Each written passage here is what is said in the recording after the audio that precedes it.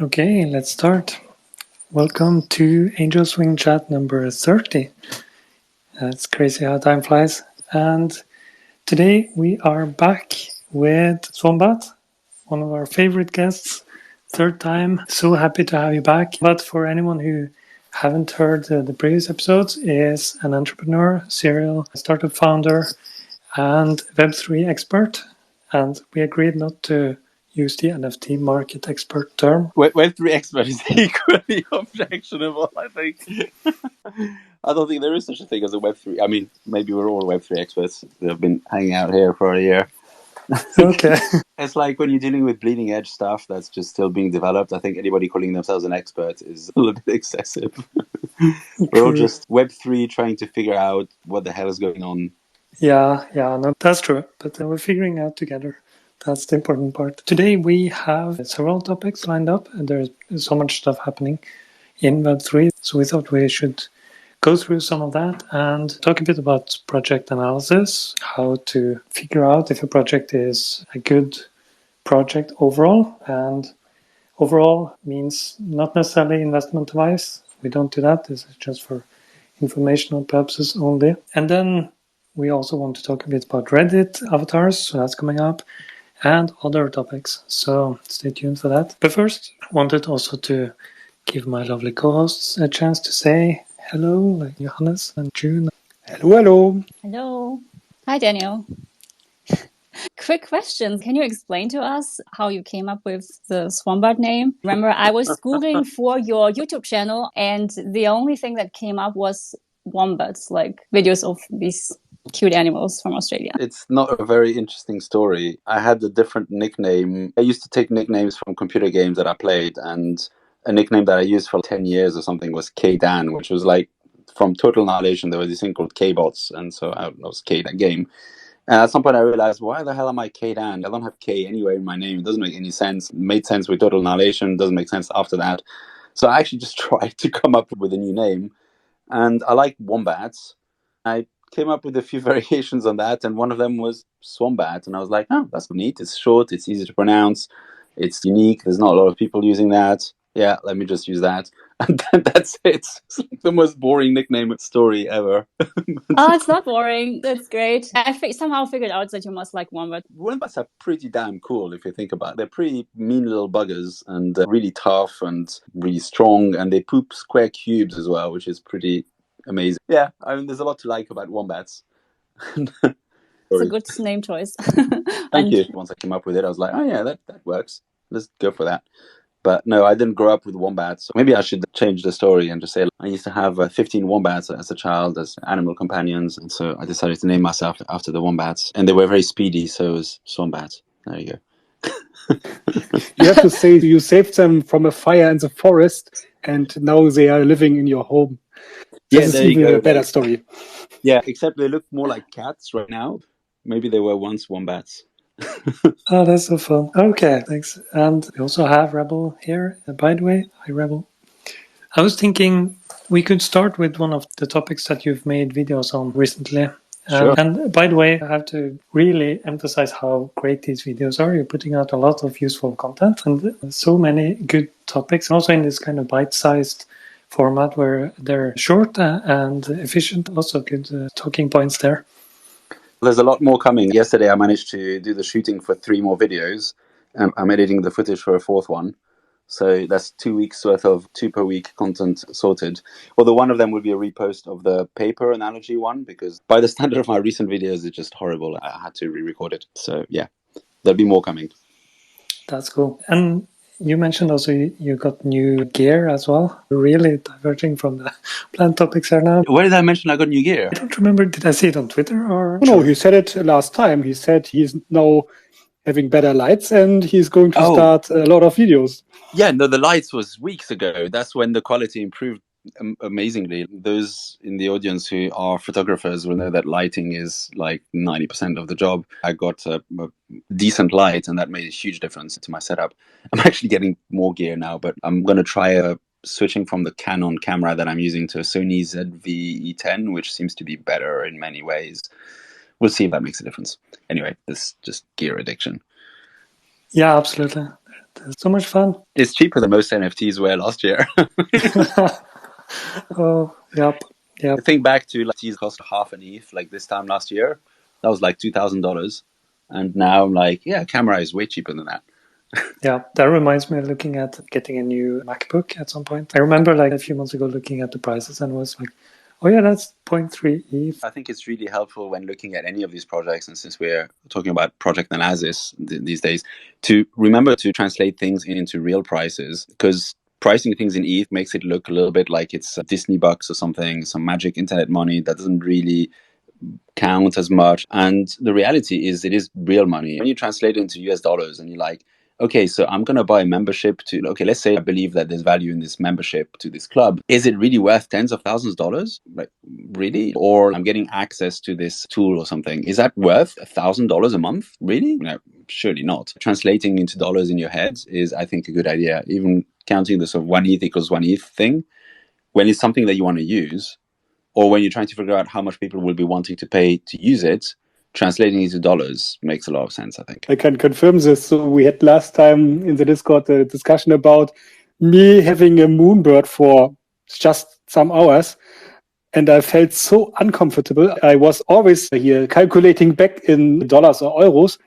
And it was such a horrible time because it was definitely out of my comfort zone to see an NFT going from 2.5 to 10, 15. And I was thinking, I'm going to mess this up. This was definitely some more bucks that I wanted to lose by holding a JPEG. We had this discussion last time. I sold it. I sold it for 15 ETH in the beginning. I was disappointed 3 days or 4 days later when it went to 20 and then 40. Very smart flip, holding an asset worth 15 ETH, which at the time was like, what, about $2,000, I think? So $30,000. But then I calculated the market cap. Oh, it's super huge. It can't go higher. And then you sell it and instant regret because then it goes to 40. Of course, it goes to 40. But it could also have gone back down to 2. Of course. You didn't know that. And you made a good decision. You can, as I say, you can never go broke taking profits. Yeah. I also realized that I can gamble with shitcoins all day long. It makes even fun because I'm just investing a fraction of that amount. Okay, if I'm going to lose $200, who cares? Not that much. If I'm going to lose 10 ETH or 2.5 is even too much for me to just lose. That's one big problem, that these NFTs are not fungible. You can't divide it to smaller parts. Yeah, and in terms of the risk, like I think that's one of the that I tend to try to repeat about blue chips, with which some people think are the safe place to put money. I find them insanely risky because the risk concentration to have one item that's so expensive is just ridiculous. Anything that would cause substantial amounts of money in, I bought at somewhere around 0.1 or 0.2 ETH. And then I bought a bunch of those, and it might go down, and my entire investment might disappear. But the maximum that I've put into a single project is 2 or 3 ETH. And some of those will do really well. If just one of those projects does really well, I'll have likely covered the losses from the others, even if all the others just tank. I'm not so stressed about any single one of those projects, because the maximum I can lose is a couple of ETH. And that sucks. I don't want to lose a couple of ETH. It's a lot better than losing. Imagine if you bought an ape at 110 ETH at the peak in January or something. Jesus. And then you connect to a website to dress your ape, and now the ape is gone.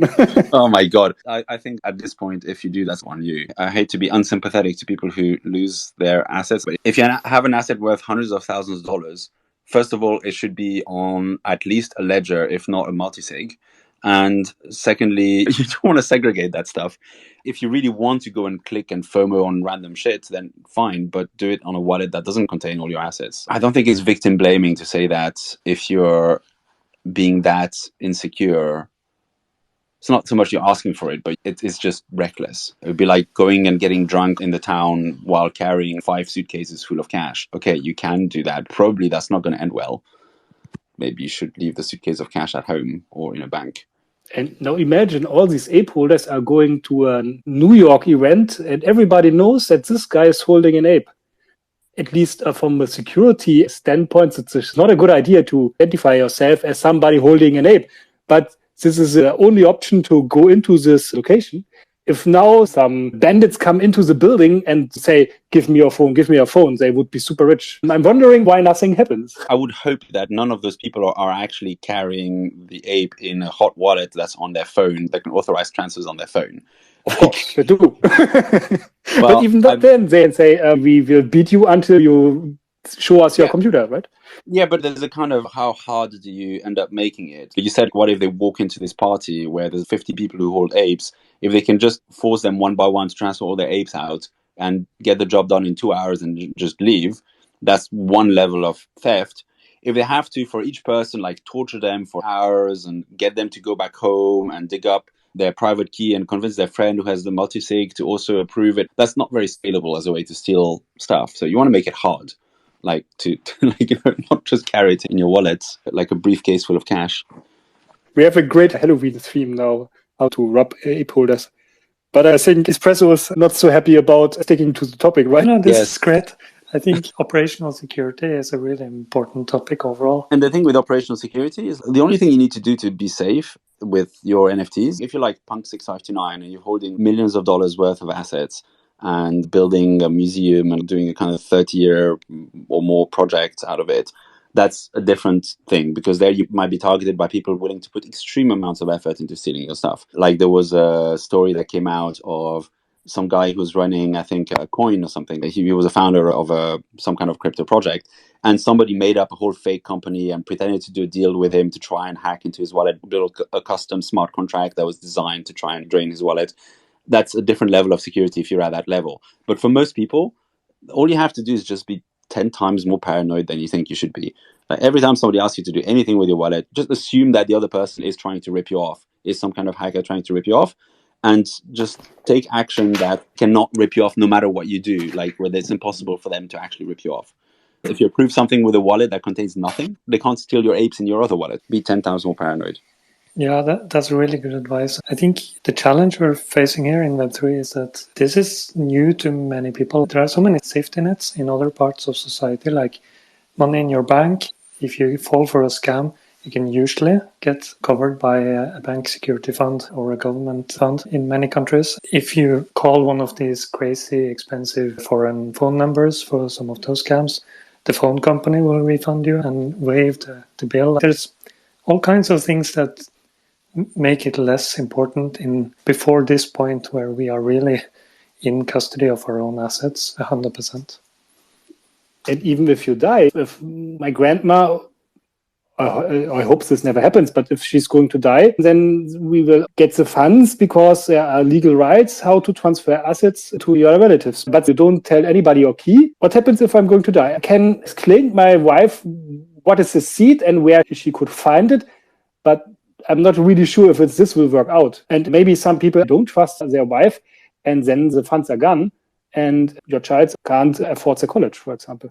Yeah, it's a tricky topic. And yeah, that's actually something we can follow up in a later space as well, more operational security topics. To transition back to the schedule. So we were talking about how to assess projects, so NFT projects. This is something that you, Daniel, have put out a lot of great content on YouTube. So everyone go subscribe to the channel. There are topics like how to spot empty projects and how to assess the value of projects. So why don't you give us a summary of how should we spot empty projects? Probably the best way is to watch the video and get the tips that I have in the video. Do you have specific questions about the topic? We need the very short introduction. So what is an empty project? Empty projects is one where they're basically not building anything. They might appear to be very active and doing lots of stuff, and they're working hard and tweeting all the time, but they're not actually building anything.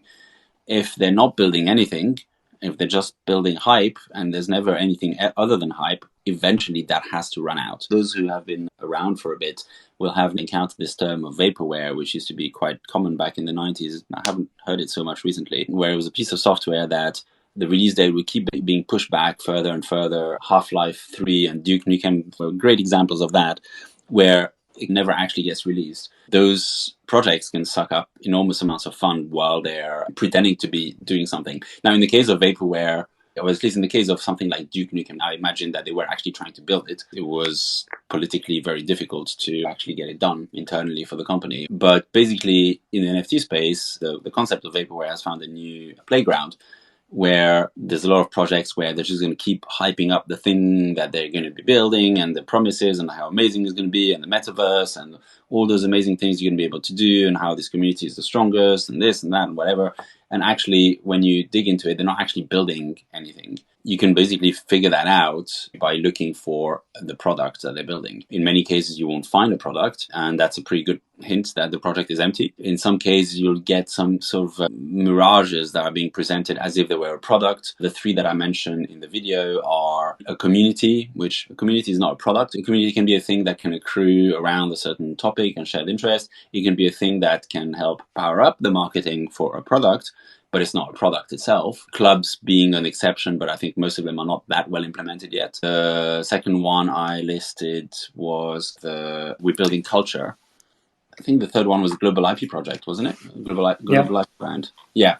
Where it's, my view is that brand follows product. Great brands usually follow some kind of great product, whether that's entertainment brands or product brands or any of those kind of things. First, there's a kind of great product that's produced, sold, and scaled up, and the brand accrues around that. Trying to go straight to building a great brand without actually having a product, I think, is just a kind of fool's gold sort of pitch. It's another sign of a likely empty project. And we're not going to name names, but there's a number of high-profile projects in the space that are just focused on just building a great brand. One thing you'll notice, actually, which I think is quite telling about those, is that they never actually define exactly which brand they're building. They allow everybody to project whatever they dream onto this brand. So it could be Disney or Apple or Louis Vuitton or Supreme or like any kind of random selection. Whatever you're excited about as a brand, they say, yeah, that's what we're building. But they don't go and like clearly define what sort of brand they're building. It's just a great global IP brand. That's whatever you want. That's usually good hints that they're not really building anything. Thank you. I think I want to dig in a bit on this community aspect, because that's very common in this space, right? A lot of focus on the community, and in many ways, NFT projects have a big benefit over Kickstarter projects, as you've compared those in the past. Kickstarter projects don't have this kind of community with Discord server and people can chat and build up kind of the anticipation. Usually, what is really the role of the community? How much should a project founder focus on the community versus the product, in your view? Depends. It's a how long is a piece of string kind of question. It depends on what kind of product you're building. For some products, it doesn't make sense to have a community. For some, it does. If the product is such that it makes sense for people who are using that product to connect with each other and to exchange ideas and make connections, then it can make a lot of sense to build a community around it. And then again, the kind of community you want to build around it will depend on what you want that community to do for you, what you want them to do for each other. It's not a sort of cookie cutter, let's just start a Discord and get people chatting and get them excited and get them to post memes. It really depends on the product.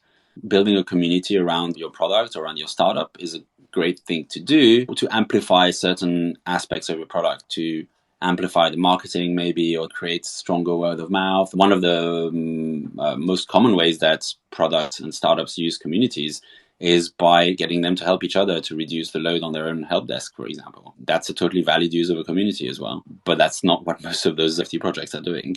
They're sort of presenting that you're going to be part of this community is the product.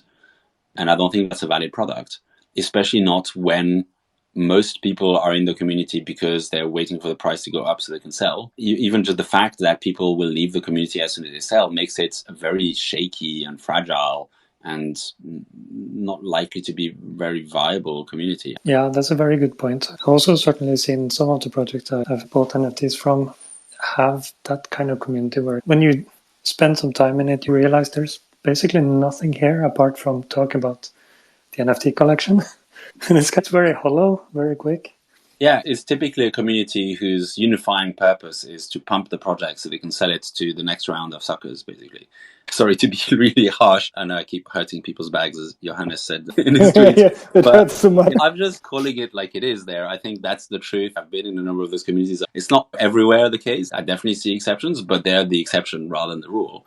I don't think we've worked out yet how to counteract the fact that when people sell their tokens, they're no longer part of the community. Actually, the ones that have the best communities, in my view, are the ones where the tokens are not linked to being able to be on the Discord. Disclosure, I own some tokens of Zen Academy. I'm not planning to sell them anytime soon, but like their Discord is completely open. Anybody can join and participate. I believe Meta Angels, which I also am a holder of, is also open Discord. There I can believe that there's a community building because you don't need to be a holder to be there. It doesn't make sense. I'm part of the startup community, for example. That's not represented by a token. It's represented by my experience, my connections, the people that I know, the conversations that I have, the activities that I take part in. That's what makes me part of the startup community or the Web3 community. You don't need to give me a Web3 token to make me part of the Web3 community, if we can define such a thing. I think the tokenization can help align people around an objective, which unfortunately has typically been how do we pump the price? But it can help people align around any objective that you set, where the NFT is connected to that objective, but it's not itself quite there as a product. And I would be hesitant to buy into that.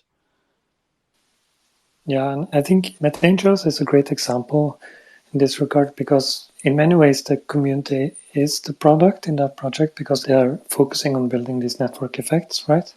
Yeah, but it's a bit like the product is more the once they actually get in place, because I'm not sure if it's working yet, but is the processes that they have in place to help take advantage of the people who are holders, take advantage of the network of holders to help each holder benefit from that network. It's a little bit complicated to explain. I think there's still an improvement to be made on the pitch. I get the idea. My wife is a super networker. She knows everybody. When I need something, I ask her, do you know somebody who can do this? And she's, yeah, I know this person, I can introduce you. And then 3 hours later, I'm having a conversation with the lawyer about this thing that just happened. She introduced me to a lawyer. I live with a super network, so for me, I have access to that anyway. But if I didn't, I would want to have access to a project that gives me that, where I can make a request and say, hey, I need help with this. Can anybody help? And I get a response from that. Like I get introduced and stuff. I've observed that come out of communities that weren't organized around tokens. Hacker News was a great example. There was a point where one of our employees at Grantry, my third business, she was based in India. There was a really complicated case where her parents were trying to illegally take custody of her and have her arrested and declared mentally incompetent stuff. It was a very complicated, messy thing. But basically, they bribed the police chief in Delhi and they had her arrested on a Friday evening in another state in India and flown over to Delhi. They had the trial set for Monday morning where they thought it was all going to be in the bag. We were able to, via Hacker News, go and ask for help from that community. We said, we need a lawyer with a human rights track record. We'll pay them, but we need a lawyer who's able to act right now because this is happening right now. And by the time she landed in Delhi, we had the lawyer set up and working on the case. By the time the thing happened on Monday, those parents and police didn't know what hit them. Everything was ready. The case got thrown out immediately and she was fine after that. That was power of community. There were no tokens involved. There was just a community that both me and this other person who had participated a lot in that community. So we'd earned a lot of respect. So when we said, hey, can we get some help, please? People stepped up. That happens with or without tokens. Wow, that's a powerful story. Yeah, go back to Meta Angels. I'm hoping that Meta Angels is trying to build that. And if they're building that, I think that's insanely valuable, which is why I've bought a bunch of them. Disclaimer, we're all big fans of Meta Angels. For me, it worked out because I have met my other Angels Wing friends. At least the community building for me already worked out. Now I could sell it to somebody else. But I will hold. I'm in the crypto space since 2014. For all the years, I had no community and I was just buying, selling. I had no clue that there is so much more by being in a Discord server with some friends. Yeah, I think this is actually a good way to transition to our next topic on the agenda because Reddit has made the headlines lately and as a community site with their avatars. I was thinking we could talk a bit about what's happening there and what we think about this move by Reddit. As a summary, in July, they launched their collectible avatars and they launched them with chain-back avatars. They are very good at avoiding the term NFT. That's the first learning point there. They avoid it at all costs. And these collectible avatars have been available for a while, since July. Reddit also went out and collaborated with I think 30 different artists to create collections, and all of the avatars are based on the iconic Reddit character Snoo and variations on that theme. I think the reason it made headlines this week is that it finally broke through in crypto Twitter.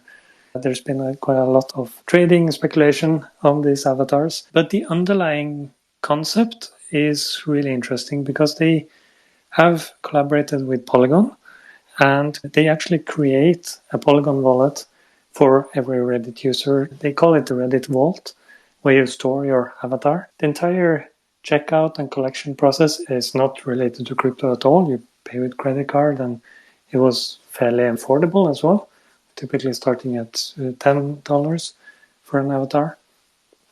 Since these are actually blockchain backed, they're possible to trade and use both on Reddit and elsewhere.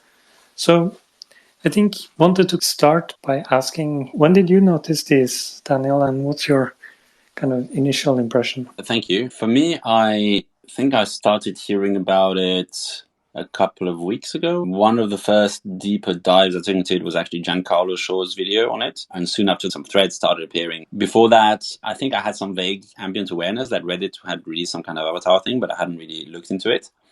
So it's them who moved my attention to it. It became fairly obvious to me that this is a very smart thing from Reddit. The kind of thing that we've noticed happening over the last couple of years, right? Where as soon as some kind of new kernel appears where hype can accrete rapidly, people get very excited. They can jump into this and make a lot of money by riding it on the way up. I don't care about that. I'm not trying to trade that. I'm not trying to follow that. I call it hype ambulance chasing. I think ultimately you're just going to get run over at some point if you keep trying to do that. It's also not very additive to the space. I think trading that kind of stuff, for me, it doesn't seem very interesting because it's a win-lose kind of game. In order for me to win, I need somebody else to make a really bad trade and lose a lot of money. I don't feel good about making my money that way. That's something that's happening because Reddit is so big and has such a strong narrative. They already have more Polygon wallets set up than there have been OpenSea trading wallets in the last couple of years. And that's trading wallets. That's not people. That's trading wallets. What's Reddit is probably actual people. Those 3 million wallets, they're probably all connected to actual people. Maybe there's a few duplicates here or there, but most people don't have multiple Reddit accounts. I imagine I have 2 wallets on OpenSea. My wife has 2 as well. I think most people have at least 2 wallets on OpenSea. So really the numbers on OpenSea are at most half of what is on the Dune graph. So let's say it's 1 million people, and that's an overestimate probably still. That's been enough to run a lot of Ponzi's over the last couple of years, but it's a very small number in the great scheme of things. Reddit got 3 million people in relatively short time because they have something like 50 million daily active users, 300 million monthly active users, something like that. But that's not the interesting thing. I don't care about the fact that some avatars have gone up to 10 ETH. That's not the interesting thing or the relevant thing there. What's interesting is that they are getting all these millions of people used to owning things online on decentralized rails, Polygon in this case. They're getting them used to the idea of having wallets. One of the really interesting ideas I've heard recently is that we shouldn't try to onboard people to Web3. We should bring Web3 to where people are. And people were on Reddit already, and Reddit brought them the benefits of Web3 where they are without asking them to stop doing what they're doing and do it differently. All they ask them to do is come up with a seed phrase and make sure to save it, and that's it. Everything else is completely transparent for them. If they want to go and explore further into Web3, they can.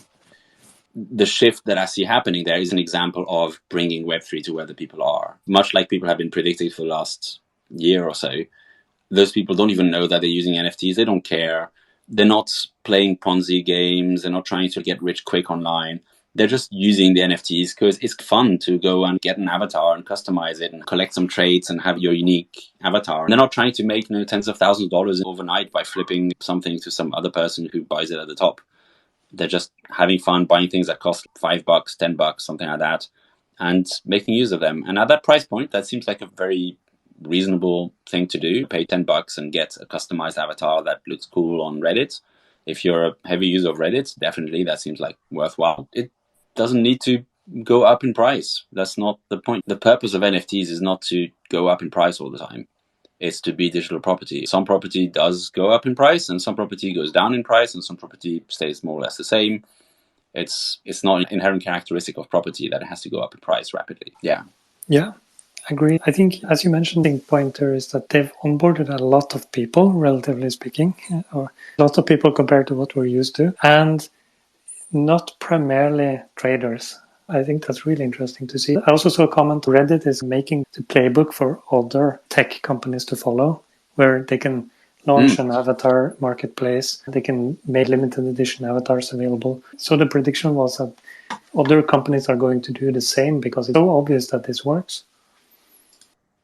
It is the sensible thing to do. They've shown how it can work. They've shown how it can be done, even when Reddit is one of the most anti-NFT places, because they didn't understand NFTs, because they just saw all the Ponzi's and grifters, and they rightly judged that we don't want any part of that. And then now they got given, hey, here's these NFTs. This is your digital property. It's just an avatar. You can get it for free, or you can buy some special features for it. But the difference is, compared to before, is that now it's yours. Even if Reddit goes down, you still have your avatar. It's yours. And that's really cool. I hope many companies follow that model. Yeah, I agree. And also see opportunities for creators here. Reddit still has an open application form for their creator program. So people can apply to make these collections of avatars, even getting a share of royalties down the road. I think they said they have 5% royalty on these collections, and half of it go to the creator and half to Reddit. It seems very interesting, a space where Reddit can partner with other brands to make collections. That's super interesting to see how this plays out. Yeah, and I would really encourage people, because we used in the NFT space to effectively see everything through what I would call a Ponzinomics lens, because that's what we've been used to. That's what we think are the normal patterns, and people are saying, oh, that's the way things are done in Web3. I don't think that's the way things are done in Web3 or in NFTs. I think that's just the way we've done things over the last couple of years, because there's been this huge enthusiasm for making money quickly online. In fact, that was inherently unsustainable right from the start. I think it's probably not going to happen again. Probably not. There will be another bubble somewhere else, and people will rush there and try to make money in there as well. But what's more on the cards at this point is this transformation of the world of online activity from one where we don't own anything to one where we do. Some of those things that we own might end up being collector items, but most of them are just going to be just things that you use. Just you have your shirt, you don't buy your shirt because it's going to be a collector item and it's going to be worth $10,000 in a couple of months. You buy your shirt because you want to wear it, and you wear it, and then at some point you decide you don't like it anymore, and then you stop wearing it, and you donate it or throw it away or whatever. That's going to be the case for most internet property. I think that's a good analogy. Usually we buy things to use them. We want the utility of it. After it's used, it's discarded. It seems like Web3 has been especially focused on all of the gaming potential, like gaming assets, while that doesn't seem to pan out yet. And this instead swoops in as a big success story. At least this week's a big success story. I don't know what other people's opinions might be on this, but I'm also somewhat skeptical. People have been pumping this, oh, gaming is the next thing narrative since last year, actually. It still isn't. I'm not convinced that it actually is. Same for virtual land. Before the gaming hype, which never happened, we had seen Second Life clones land where you are going to buy virtual land and nobody is building on top of it. I'm not sure about that. I'm not going to go and make broad declarations with any kind of certainty, but I think NFTs will have a big part to play in Web3.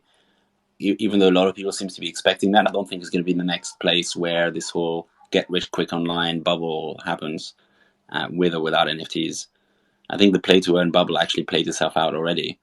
People are already turned off that model. And World of Warcraft swords or whatever digital items in RPGs are not actually a good speculative assets, probably. So I'm really waiting for the day where I can sell and buy a house via smart contract, because I did this in the real world in the past.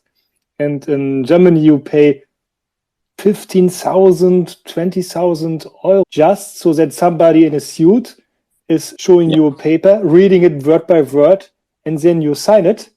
And wow, so much money goes away.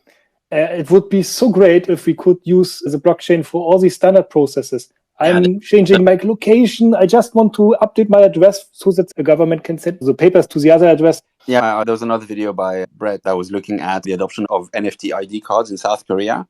They did some studies and they reckon that just switching to NFT-based ID cards would increase their GDP by 3%. South Korea is not a tiny economy. 3% of the GDP of South Korea is a lot. It's like tens of billions of dollars. And that's just from switching their ID cards to NFTs. If you switch the real estate industry to NFTs as well, that's a massive gain. A lot of people will joke, yeah, but what about if your wallet gets hacked while you're sleeping and then you lose your house? But that's easily solved. You just make those NFTs much harder to transfer. In the extreme case, you still need the government to approve the transfer before the NFT will switch from one wallet to another. You could do that. You can implement that in NFTs. That would still be a lot cheaper than what we're doing now, because you could attach all the relevant information in digital form to the NFT, have all the verifiable, traceable stuff. Like half of the job of the lawyer is to make sure that the person who's selling you the house is actually the owner. There's not any kind of extra things on that house, kind of declaration that the house is unsound in some way or about to be demolished or whatever. And there's also the option to make non-transferable tokens.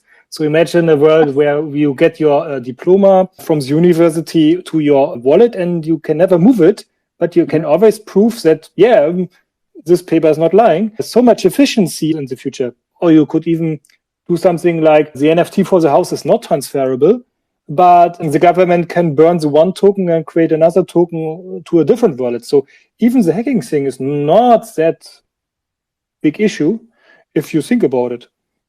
I mean, there's all sorts of solutions. Like ultimately with physical property, the reality is that the ultimate guarantor of the fact that you can sleep in your house and nobody's going to come in and kick you out of your house is the government with their monopoly on lawful use of violence. So the government is going to be involved in some way to keeping your house yours. They could be involved in the transfer or in issuing the NFTs or whatever. But the point is, like, when they try to build these kind of systems themselves, it's such a fucking mess. It takes tens of billions of dollars and it's 20 years late and it doesn't do what it's supposed to and so on. With one of the benefits of Web3, I think, is that we've got now this digital infrastructure that's being built for digital property and digital ownership. And the governments can now, instead of reinventing the wheel all the time in an inferior way, they can just use that infrastructure to distribute property that they recognize. I think that makes a lot of sense. And that's going to save a lot of money. It's not going to be a good get-rich-quick opportunity for people in the NFT space right now, but it's going to change the world. I have so many use cases in my head. I have a video coming up about 10 future use cases of NFTs. Do you have energy market on the list? I didn't have energy markets, but I had traceability of products, which is connected, somewhat connected to energy.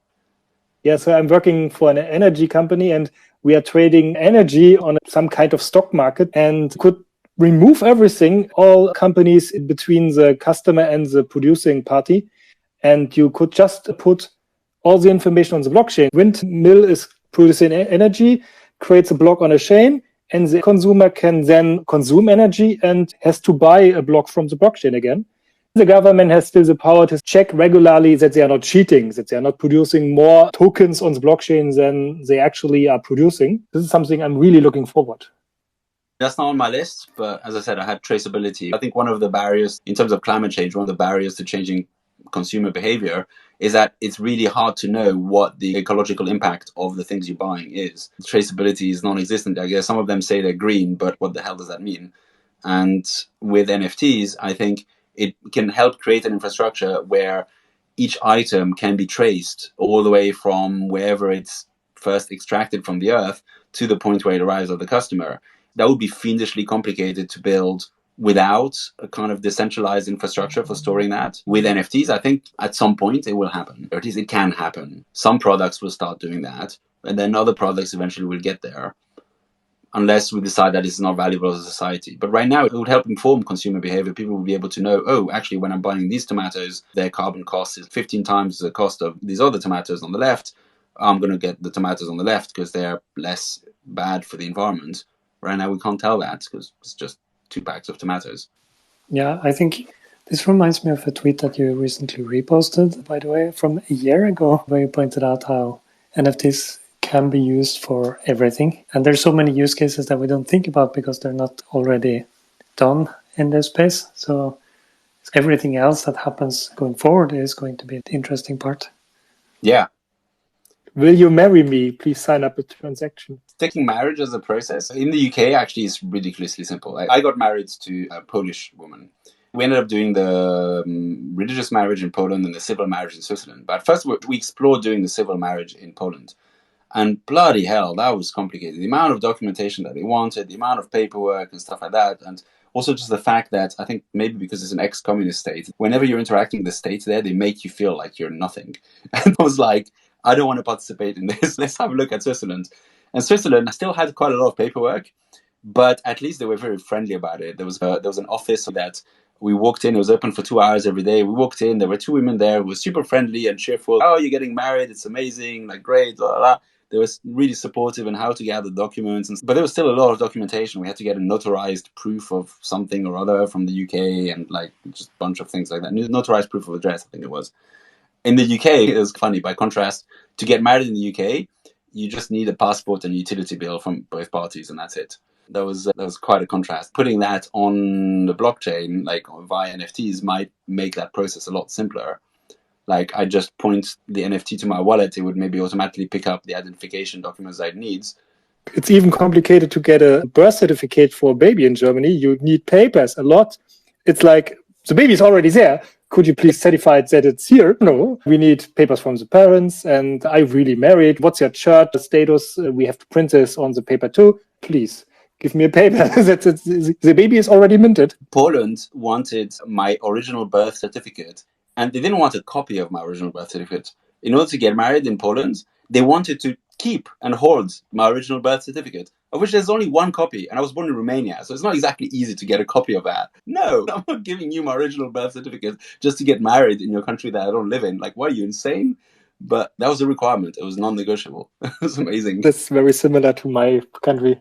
We like to do paperwork. These might put a lot of people out of work there. I have to find other things for them to do. Maybe play around with Reddit avatars. Yes. Yeah, always try to remember when there's fear about people getting replaced by better tech.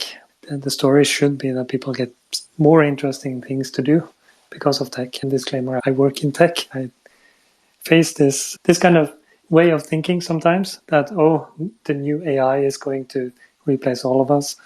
And no, that's not how it works. We are up on the hour, and thanks for coming on, Daniel. It's been a really great conversation. Thank you so much, and it's been really great, and have a great evening, everyone. Thank you. Have a good evening. Take care. Good evening. Bye. Bye-bye.